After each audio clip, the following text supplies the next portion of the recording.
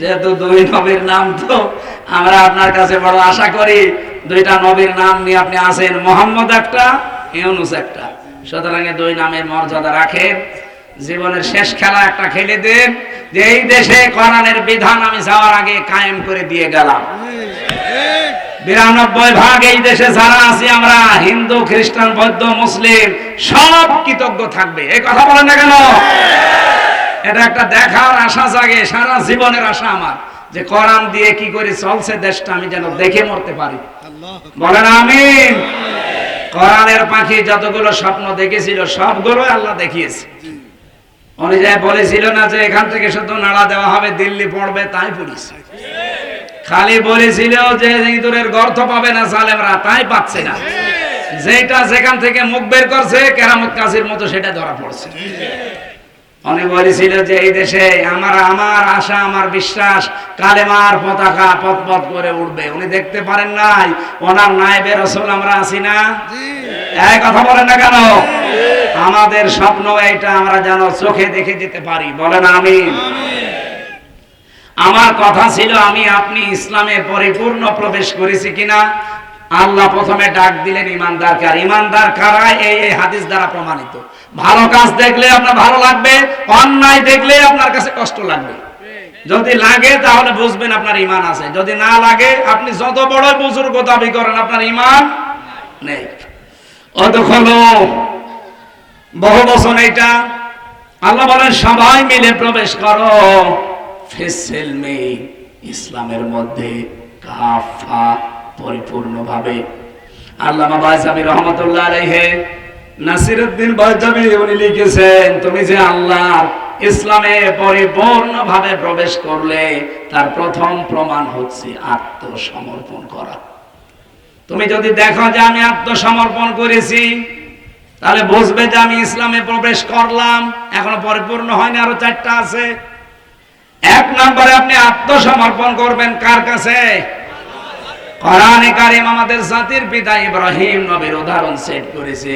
সূরা বাকারার 131-32 নম্বর আয়াতে পাবেন এই দলিলগুলো।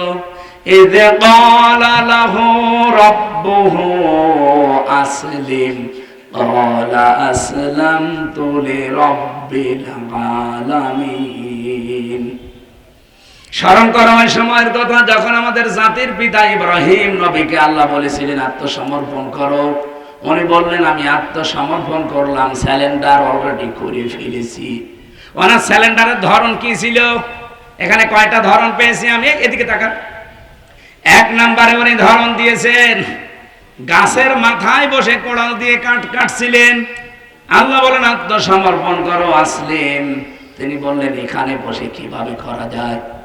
আল্লাহ বলেন গাছের মাথায় বসেই খাতনা করো। উনি কোড়াল দিয়ে ওখান থেকে খাতনা করে ডাক দিলেন ক্বালা আসলামতু লিরাব্বিল আলামিন। এটা প্রথম ধরন, যেখানে যা বলেছে আল্লাহ ঠিক ওই জায়গায় তাই করেছে। দ্বিতীয় ধরনে এসেছে হযরত ইব্রাহিম এবং ইয়াকুব নবীর নাম পেয়েছি। জীবনে সর্বশেষ যে দিন ইন্তেকালের আগে আওয়াসা বিহা ইব্রাহিম বানিহি ওয়া ইয়াকুব ইয়া বানিয়া ইন্নাল্লাহা আস্তাফা লাকুমুদ-দীন ফালা তামুতুন্না ইল্লা ওয়া আনতুম মুসলিমুন। হযরত ইব্রাহিম এবং ইয়াকুব ইন্তেকালের আগে তার সন্তানদেরকে আমি কিন্তু ধরন বোঝাচ্ছি যে আত্মসমর্পণ কিভাবে করবেন।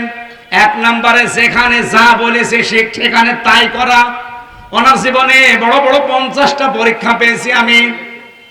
সন্তানকে জবাই দেওয়া, আগুনের ভেতরে ঝাঁপ দেওয়া, সন্তানকে মরুভূমিতে রেখে আসা, আল্লাহর কাছে 86 বছর পর্যন্ত ধৈর্য ধারণ করে সন্তান চাওয়া, রব্বি হাবলি মিনাস সালিহিন।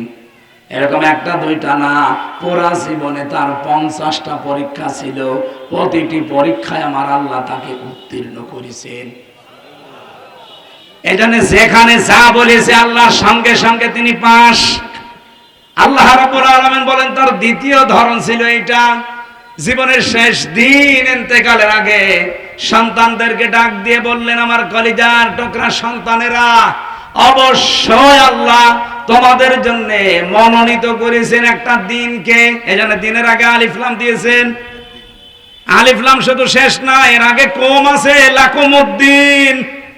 কম দিয়ে আল্লাহ জানাতে চেয়েছেন শুধু ইসমাইল আর ইসহাক না। ইসমাইল ইসহাক হলে কম দিতাম না, কমা দিতাম। তাম পৃথিবীতে ইব্রাহিমের সন্তান যারা কিয়ামত পর্যন্ত আসবে সবাই এই বহু বচন জমির এই কমের ভেতরে আছে। সুবহানাল্লাহ বলতে পারেন না? তাহলে আমরা ইব্রাহিমের সন্তান যারা দাবি করি, জাতির পিতা হিসাবে যাকে আমরা মানি, নাম কি? আরো জোরে। উনি ওনার সন্তানদেরকে উপদেশ দিয়েছেন, নসিহত করলেন, ওই সন্তানের ভেতরে আমি নেই, আপনি নেই। তাহলে আমাদের জন্য উপদেশ কি ছিল?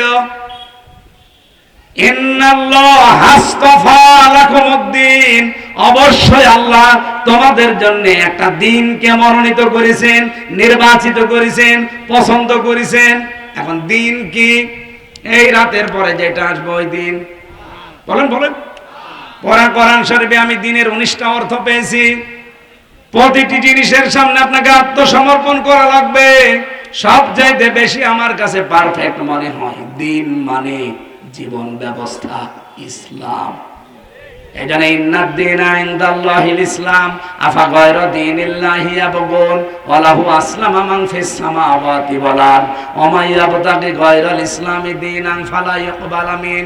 এরকম সূরায় 17টা আয়াত আছে। এই সবগুলো আয়াতের সামারাইজ কথা এই, আল্লাহর কাছে মনোনীত একটাই জীবন ব্যবস্থা, তার নাম ইসলাম। সুতরাং বাংলাদেশে যারা আজ ইসলাম বাদ দিয়ে অন্য কোন বিধান, অন্য কোন নিয়ম নীতি কায়েম করতে চাচ্ছেন, আল্লাহর কসম আপনি জীবনেও ইসলামে পরিপূর্ণ প্রবেশ করতে পারেননি। আমরা ইসলামে পরিপূর্ণ প্রবেশ করতে চাই, এই জন্য জীবন ব্যবস্থা হিসাবে এই বাংলাদেশে আমরা কায়েম করতে চাই কাকে? ইসলামকে। বলেন বলেন, আরো জোরে বলেন। এটা যদি আপনার কাছে রাজনীতি মনে হয়, এটাই তো আমার রাজনীতি। এটা যদি ধর্ম ব্যবসা মনে হয়, এটা আমার ধর্ম ব্যবসা। কারণ আমি ইসলামে পরিপূর্ণ প্রবেশ করতে চাই। আমার পিতা আমাকে ওসিয়ত করেছে। এই কথা বলছেন এখানে। আমার পিতার শেষ ওসিয়ত ছিল ওয়ালা তামুতুন্না, মরবা না, ইল্লা ওয়া আনতুম মুসলিমুন, যতক্ষণ মুসলমান না হতে পারো। তাহলে আমরা পুরুষ মানুষ যারা, আমাদের মুসলমান হওয়ার নিয়ম, মেয়েরা যারা এসেছে তাদেরও মুসলমান হওয়ার নিয়ম নেই। এই কোরআনে আল্লাহ 500 আইন দিয়েছেন, শরীয়তের বিধান বলা হয়। এগুলোর সামনে স্যালেন্ডার করা, আত্মসমর্পণ করা, নিজের মন আর বলে কিছু নেই। ওই যে আয়াতটা পড়লাম আমি শপথের দিনও পড়েছিলাম, ইন্না সলাতি, এর ভেতরে সব আছে। অনুসুকি, এর ভেতরে আরো বেশি আছে। সলাতের ভেতরে যত কিছু আছে, নুসুকের ভেতরে আরো বেশি আছে। আমার সলাত, আমার নুসুক। নুসুক মানে কি? শুধুমাত্র কোরবানি না। এটা তাফসিরে ওই যে মাযহারিতে আছে, আল্লামা সানাউল্লাহ পানিপতি রহমাতুল্লাহ আলাইহি মাযহারি তাফসিরে উনি লিখেছেন। এই জায়গায় আমি ব্যাখ্যা করতে গিয়ে পেয়েছি নুসুক শব্দের তিনি 3টা অর্থ দিয়েছেন। 1 নম্বরে নুসুক মানে কোরবানি করা, 2 নম্বরে নুসুক মানে হজের কার্যকলাপ, 3 নম্বরে নুসুক মানে ইবাদত বন্দেগী। বলেন তো একটা জীবনে এর বাইরে আর থাকে কি? বলেন, এর বাইরে আর কিছু থাকে না। তার মানে আমার নামাজ, আমার জীবনের যত কোরবানি আছে, এমনকি আমি যদি বেঁচেও থাকি, আমি যদি মরেও যাই, লিল্লাহি রাব্বিল আলামিন, আমার রবের জন্য। মুসলমান পুরুষ মানুষ আমরা যারা এখানে দাবি করছি, আমাদের জাতির পিতা আমাদেরকে শিখিয়েছেন মুসলমান হওয়া লাগে কি করি? ওই জীবনের প্রথম দিন থেকে তিনি পরীক্ষায় অবতীর্ণ। 50টা পরীক্ষা পরপর দিলেন, কোন পরীক্ষায় তিনি ফেল করেননি। আমরা তার সন্তান হিসাবে ফেল করলে হবে? বলেন বলেন। আমাদের মা হযরতে হাজেরা, তিনিও পরীক্ষা দিয়ে তিনি এমন মুসলমান ছিলেন আল্লাহর সিদ্ধান্তের সামনে। তিনি শুধু স্বামীকে বলেছিলেন, স্বামী আমার মরুভূমির ভেতরে পানি আর খাবার ছাড়া আমার এই মাসুম বাচ্চাকে সহ রেখে যাচ্ছেন, এটা কি নিজের ইচ্ছায় না আল্লাহর ইচ্ছায়? হযরত ইব্রাহিম 86 বছর বয়সে পাওয়া সন্তান, কথা বলতে পারছিলেন না, শুধুমাত্র ইশারা দিয়েছিলেন আকাশের দিকে, আমার ইচ্ছা না আল্লাহর ইচ্ছা।